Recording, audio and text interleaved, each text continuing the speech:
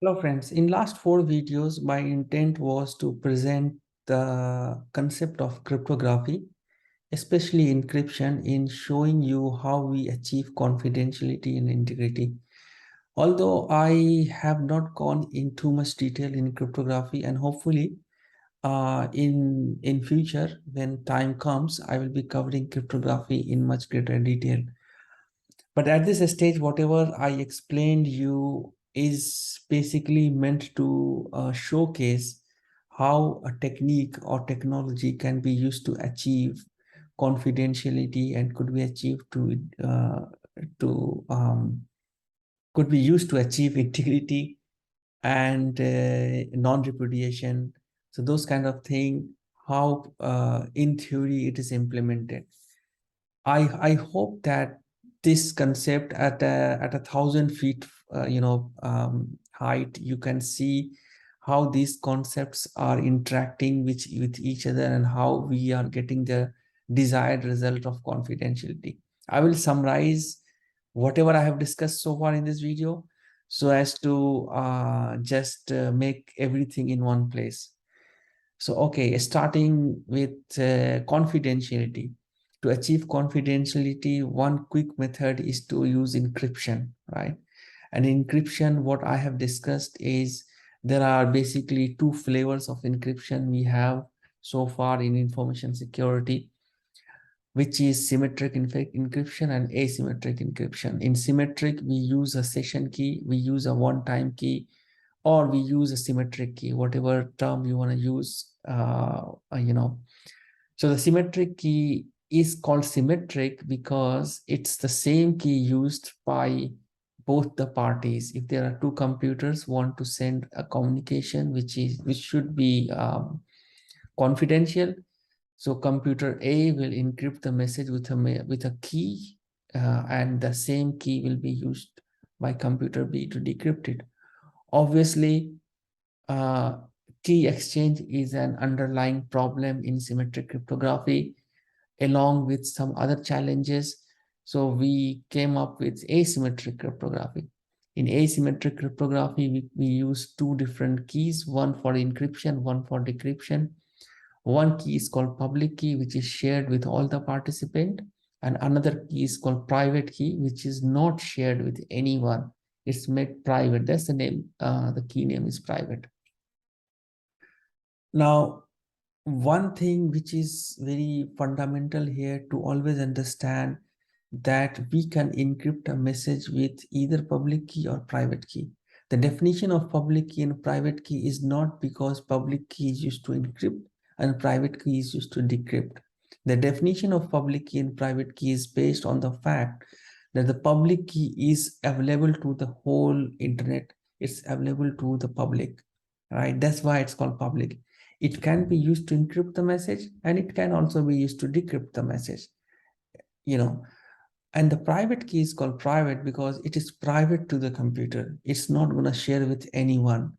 If private key is shared with anyone, it means we have uh, actually exposed the whole encryption.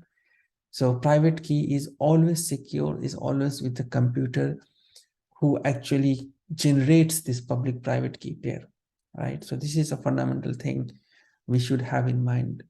Second, very basic thing we should have in mind that if we encrypt a message with a self-public key, I'm using my own public key to encrypt a message, it will serve no purpose. It will be of no use because only I will be able to decrypt it. It's like a kid playing with his own toy, right? It's not sharing with anyone. Now, if you encrypt a message with a public key of some computer where you want to send the message, this is called public key encryption or asymmetric encryption, where you are sending the message to a system and you are using that system's public key to encrypt the message. So this is used for encryption and it achieves confidentiality, right? So if we encrypt a message with a public key, then the type of encryption we have will achieve confidentiality. I hope this sentence is making sense. I think you can write on a piece of paper and you can draw the drawings, or you can refer my last 3 videos which I have explained. Now, what will happen if you encrypt a message with your private key? That's an interesting one. If you encrypt a message with a private key, anyone can read the message.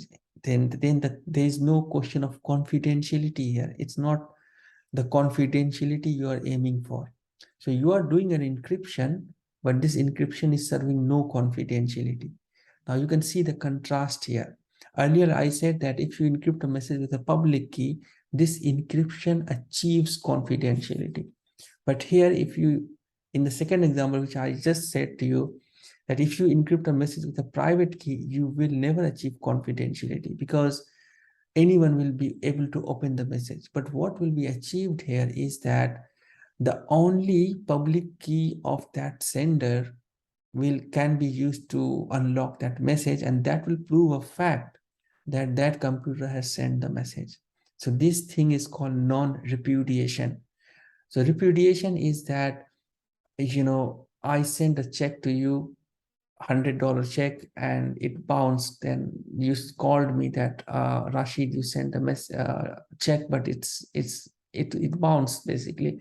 Then I say that I never sent you a check.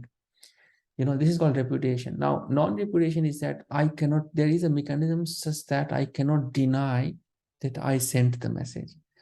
So think again, if you have a message and you encrypt with your private key, it means only your public key can be used to decrypt it. And since your public key is with anyone can open the message and can establish the fact that this message, which is encrypted with your private key, was sent by you.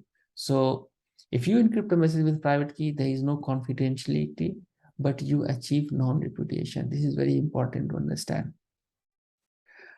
Now, a message which is actually encrypted with a private key is something which we call in technical term digital signature, right? It's like signing a message.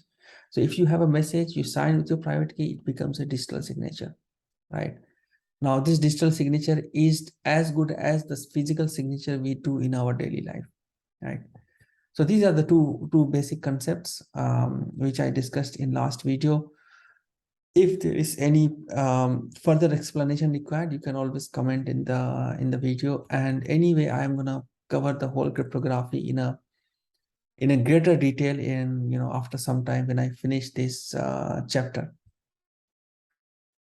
Now, what are the other things? Other thing I discussed is key wrapping. Key wrapping is basically encrypting the symmetric key. But why you will encrypt the symmetric key?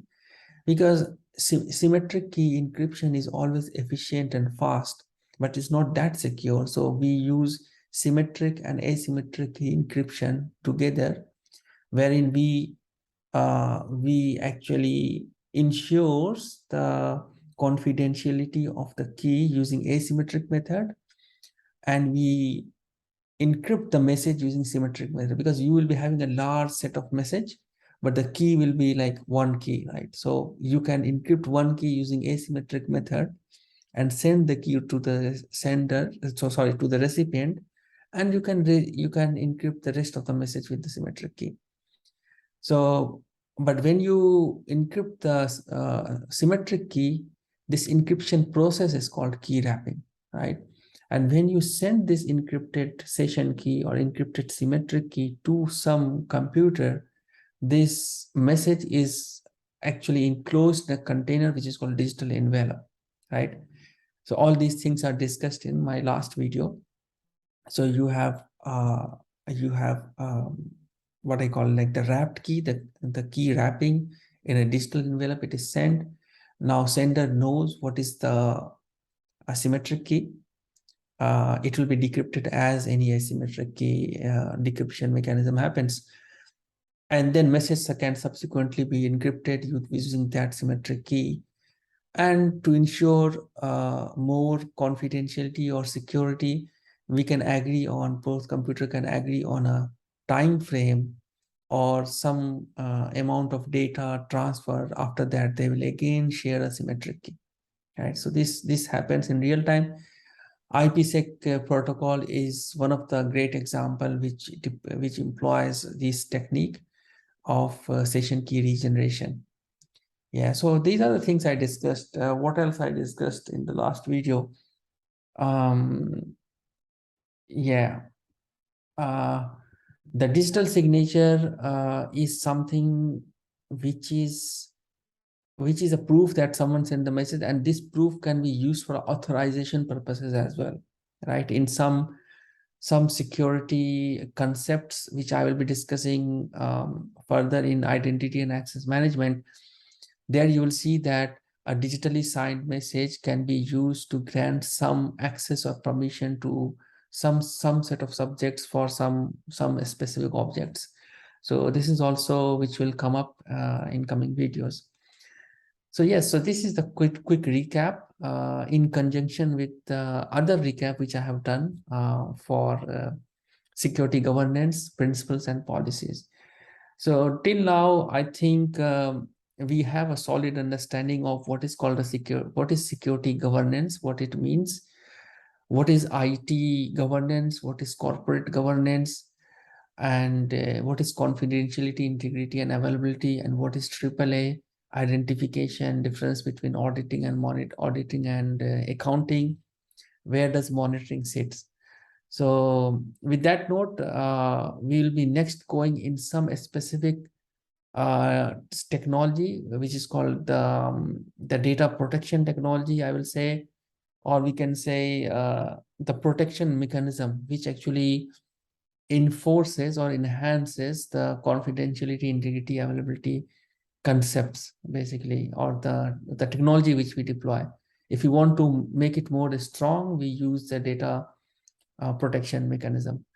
So thanks for watching the video, and as always, if you like the video, put a thumbs up, and you can if you find this channel useful, you can always subscribe and comment for any feedback or any improvement you want to see. Thanks for watching the video. Let's meet in the next video.